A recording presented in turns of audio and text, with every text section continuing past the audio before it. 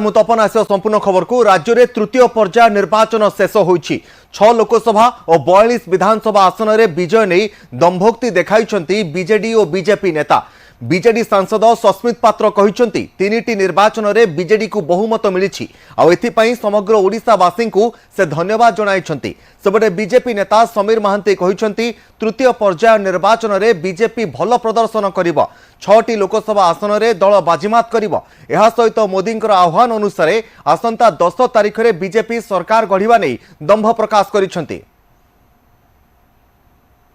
आपण मानकर आशीर्वाद रे ए तीनिटी फेज रे आपण जो अकुंठ समर्थन आशीर्वाद देइचंती बिजु जनता दल ओडिशा रे सरकार गठन करिया को जाउची एवं ता सहित ओडिशा रो भारतीय जनता पार्टी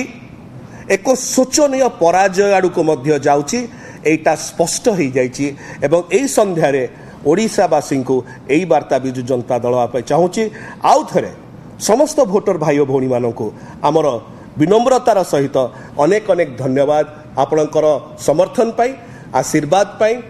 आपातत ये निष्कर्ष रे आम पहुँचुचु जे निश्चित रूपे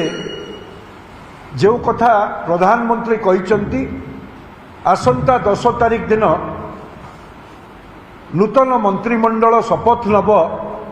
मुख्यमंत्री ओडिया पुओ जणे हेबो झियो जणे हेबो ए कथा भारतीय जनता पार्टी नेतृत्व रे सरकार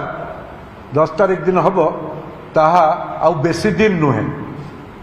जदि आमे आजिर फलाफल को देखिबा निश्चित रूपे 6टी लोकसभा आमे संपूर्ण रूपे जीतुछु कौनसी द्विमत नहीं शंका मध्य नहीं।